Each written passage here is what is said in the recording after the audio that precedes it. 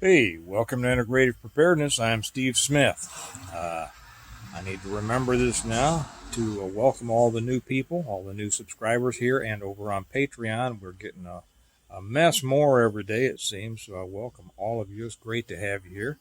We hope that you'll all participate and contribute your comments. And even if you don't do that, I'm sure that you'll get a lot out of reading the comments in addition to whatever you may get out of me. Uh, I say that I have the smartest commenters on YouTube. I believe that to be a fact, and if you look down in there, I think you'll start to agree with me too. And it gets even better when you get over on Patreon. And I put all the links down there if you want to check out Patreon and my books and everything like that. Uh, want to talk about uh, the jab tonight. First, I'll say something else. Um, I wrapped up last night's video, and I shoot it on here, and then I take it in, and I put it on the laptop, and then I put it up uh, on YouTube. And I was sitting there just about to wrap stuff up. It was a little after 1 o'clock in the morning, and my phone rings, and I pick it up, and it's Zombie Farmer, a buddy of mine who haven't talked to on the phone for a while. I watch his videos, he watches mine. We kind of keep track of what's going on. Very like-minded individuals, and he's riding the road on a midnight shift. For those of you who may not know, Zombie switched. He runs a farm, but he switched from driving a truck and went into law enforcement. And now he's on the sheriff's department down in his county, so he was out there riding the road on midnights, and I know what that's like. Um, and so we had one heck of a talk.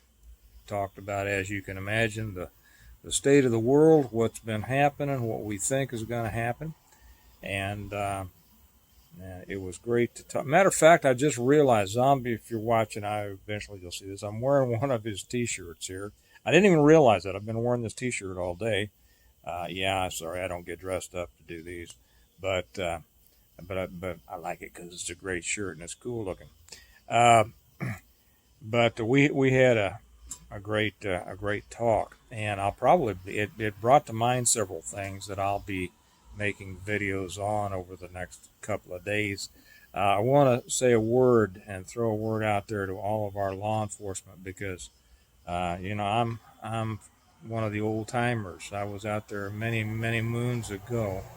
Uh, there's a tendency on the part of many to think that law enforcement is against us, and that is certainly not true. And there are those who think that law enforcement is for us, and that's not true either. Like any profession, you have people all sorts of stripes, different stripes and beliefs and things like that. And there have been a couple of comments that I've seen on my channel from a couple of people saying that all law enforcement are I won't use the terms that they use, but they speak very disparagingly of law enforcement. And while I will agree with that as it's applied to some, it's certainly not all. I tell you, the people who are out there, I've been a city cop, big city cop, a small town marshal, and a deputy sheriff riding those lonely roads out there in a big county with 50 square miles to take care of by yourself. And I know what goes into it. It's a special thing, special breed of people who are out there all night by themselves, don't know what they're going to be dealing with, don't know whether that next car check is going to be just some guy, going home and he's tired and he went over the line because he's sleepy, or whether it's going to be somebody that's determined to shoot the next cop that pulls him over. And you've seen those things. It doesn't take much to find them on YouTube here. Or whether it's going to be a carload of some of the baddest boys you've met. Or whether you're going to be sent to some kind of disturbance or even more with a whole lot of people there and you're by yourself. And most people have no idea what that's like. There's no team there with you, okay? There is not 10 or 12 other guys there to help you out. It's you. it truly can be old west kind of stuff, to where it's whether you've got what it takes to handle that stuff. And my thoughts and prayers, and I hope that many of you's thoughts and prayers will be out there with those guys, men and women, who are out there tonight and every night, doing their duty for their communities. These guys, they're not people that live outside of a city and go into work in the city. These are people who are doing it for their neighbors and doing it for their communities, because they believe in the right reasons for law enforcement. So while we've got a bunch of those on our side, we're in good shape. So God be with all of you out there tonight and every night, and keep you safe. Okay, I want to talk now about, after that made me dry.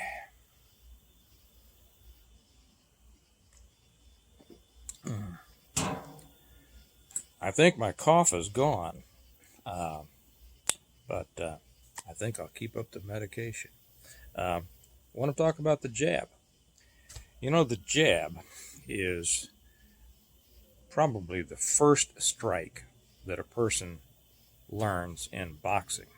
Now, I'm not a boxer. I've got some good friends who were boxers, Golden Gloves and professional and kickboxers and all that. They would be able to explain this a lot better than I. I'm from a different kind of discipline, a street fighting discipline, to where, jabs aren't used as commonly. It's not such an important part of the entire game plan. There's our street racer. I wonder what happened to him tonight. There he goes. Hopefully we won't have any of his friends bringing up his tail end. But it is one of the basics of the boxing arsenal. There's a reason for that. It's a very effective strike. It's delivered off of the front hand. It's not a power strike, a power punch, but it's a fast one, because it has a shorter distance to travel from that front hand and that lead foot to whatever the target's going to be, usually on the head. So you can throw it out there very quickly. It can be tough to block. Sometimes almost impossible to block, but there's a way to deal with it that we'll talk about in just a minute. And I think you all kind of understand where I'm going with this, right? With the jabs, yes. It can do a number of things. First off, it can create damage on its own. If you hit your target, good. You pop somebody, and it's possible to knock somebody out with a jab if you hit them just right, even if it's not the power strike that a rear hand or a power hand would deliver. It also forces them to block it. Okay, when you see something coming at your face, you don't just stand there, right? You block it, which does a couple of things. First off, it takes your attention. Okay, it brings defenses up here, which means it brings defenses away from other targets. Does that make sense? Okay, and so it brings them up. It focuses their attention up here, so it kind of, is obfuscate the right word? Probably not. Anyway, they aren't paying attention as much as they should, or would be able to otherwise, towards another strike coming somewhere else, and also it's bringing those defenses up. Okay, when even if you don't intend to strike it to hit them, just throwing a hand up in somebody's face, it immediately brings their attention to that. Okay, and so they're focused on that. And as long as they are blocking, it also makes it difficult for them to be throwing things at you.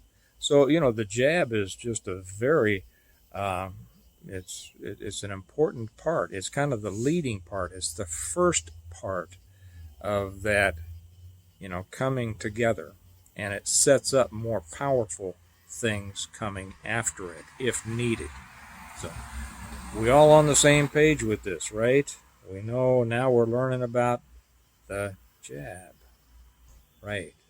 Now there are different ways, and like I say, I don't come from a boxing discipline, But when people do come in, or when they came into my system, the way that I taught them to deal with a jab is to go outside of it. Okay, now are we still tracking there? Say you are right there in my face, and you're going to throw, and you've kind of taken a classic boxing stance, for instance. Okay, you're not mad, you're not going for a double leg. I mean, you're mad, or maybe you just want to kick my butt. You're not going for a double leg takedown. You're not rushing me. You're not going for a kick, maybe yet, okay, but you might be throwing a jab in order to set up a kick, so that when, you jab at my face and I bring my hands up like this, no, don't hit me, and then all of a sudden I feel your kick going halfway back to my spine, right? Well, that's how that works.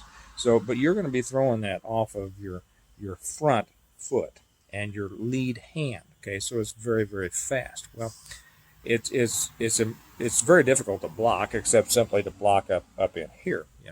But what I always taught my people was if you can anticipate that, and many times you can because of the stance that your opponent is taking, and as his weight begins to shift, and there's all different types of deliveries. Some people shift weight before they throw the punch. Some people start to throw the punch and then shift the weight. Most people aren't trained in that to that effect. Those who are trained can do it very well. Most people aren't. But most of the time, you're going to be able to see it. A shift in the weight, a lowering, whether it's a lowering of the shoulder or a lifting of the hand, whatever it is, you're going to see that coming out of that lead hand. And then what I would always do, for instance, if you were throwing your left at me, which if you're right-handed, 90% of the people are, you're going to be throwing your left at me. Instead of kind of coming inside, because that's going to open me up, you can just bring that right hand right up and just, ruin my day, right? So what I always taught my people was just wait for it, watch for it, and be ready to make one step and step outside like that. So as your jab passes right here, guess what? You're stretched out over there, right? And I can come over the top, or I can come up with a knee into your gut or whatever. That's, we're not here to train about fighting. What I'm talking about are the basic concepts of a jab. The best thing to avoid to deal with it is to avoid it by stepping outside of it and then being ready to deliver something of your own. Does that make sense? Okay. Now, there's a lot of information out there about jabs, because boxing is a long time and very popular pastime. And there's a lot of information out there about, and more coming if you just Google, about what to do if you find out that somebody wants to jab you. Does that make sense? Yeah, I think so. So that was all I was going to do. Actually, I was going to do another one tonight, talk more about what Zombie and I talked about last night.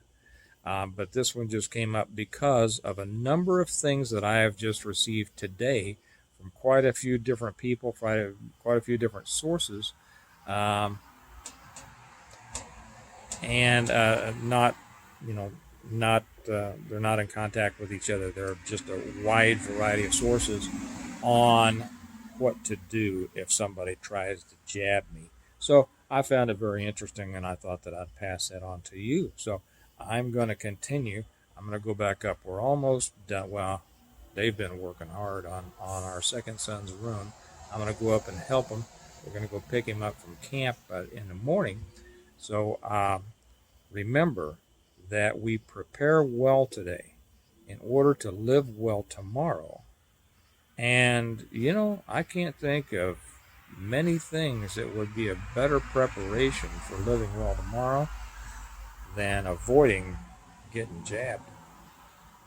Okay. You all have a good day. I'll talk to you later. Bye-bye.